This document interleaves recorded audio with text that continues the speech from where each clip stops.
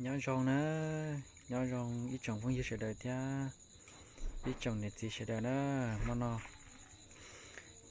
bé nhỏ mà có bún nó rong canh chè nè cho nên có bún nè có bún nhà mua cho là la lên nó để cho là ôn ôn non rong chè nữa có bún thia róc khử nè để nó nè giờ cá cưng của nó ngăn chế bản in chi nè đập ấy nó kia nè cháu không như sẽ đàn nè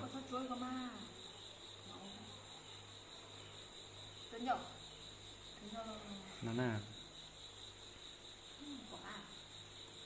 này của con nhẹ ra của tụi mình xài nè đâu phải nó mỏ kia ý trồng không như sẽ đâu đâu phải nó mỏ kia nữa giờ cá cưng của nó giờ bản in chi thia róc khử chỉ ăn đặt đó có bốn nó mỏ nữa đâu phải nó mỏ kia đâu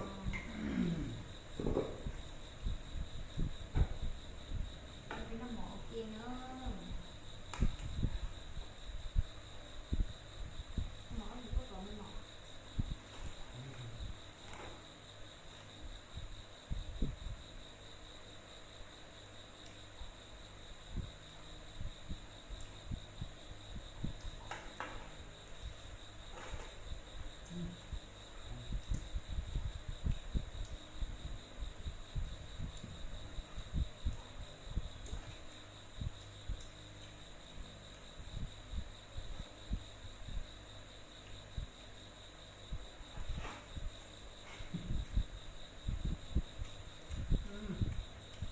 lớn thôi con dạng con gì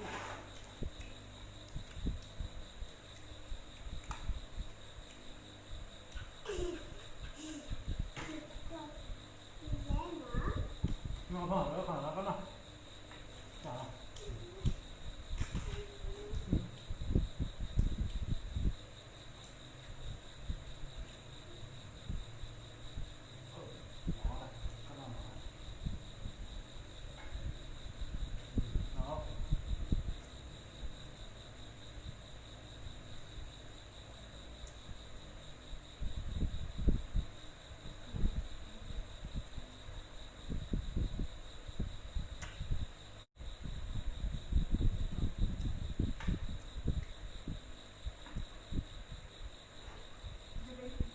phải nó mỏ kia nữa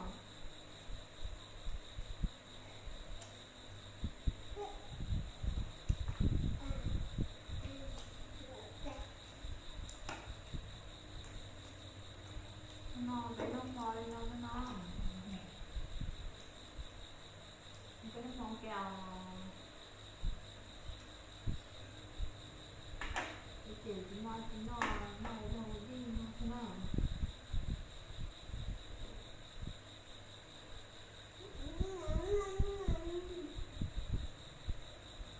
nếu thì nó mỏ rồi à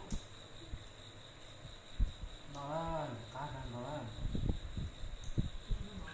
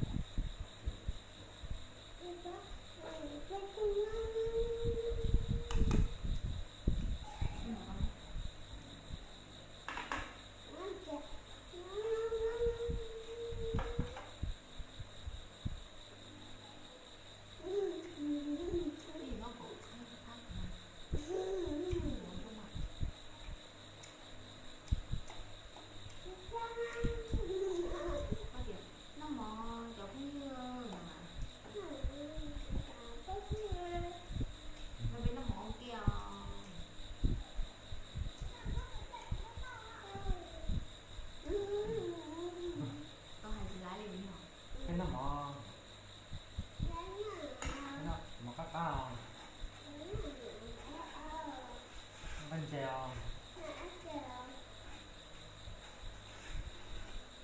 Có chỗ hết tụi mà.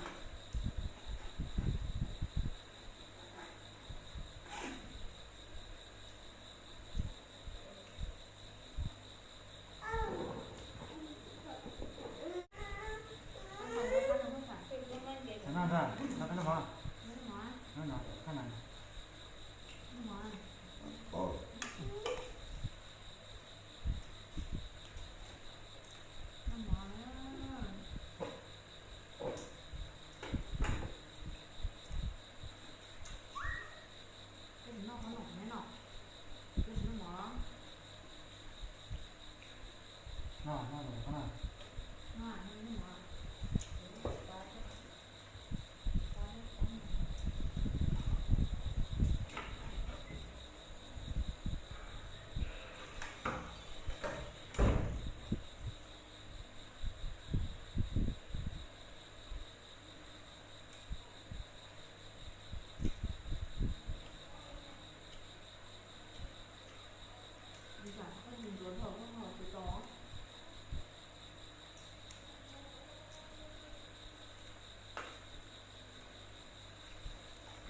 Đây rồi.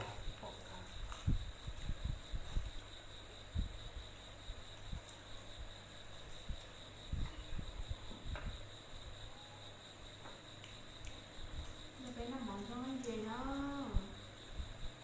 Con nó cái nó mòn trong anh gì đó.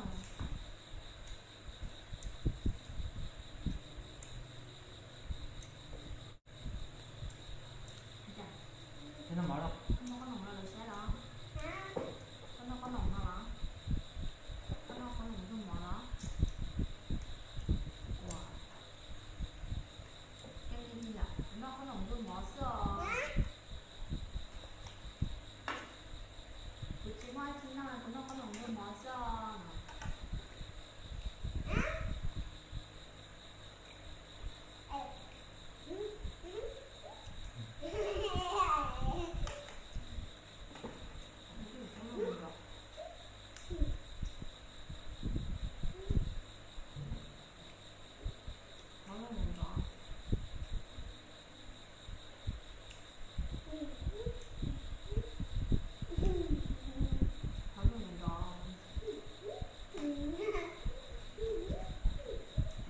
Nó trông tới rồi.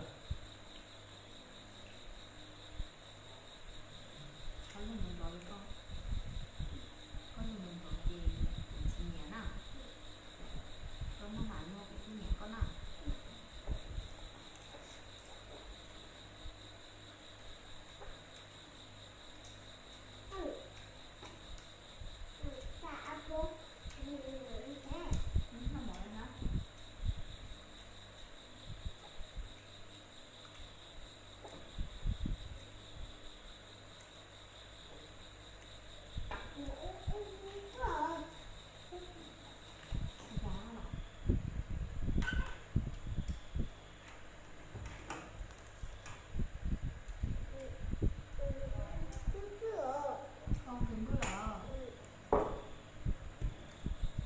Đừng có lỡ đấy thì nó mỏi á. Ít thế mà không. Thế rồi. Dạ.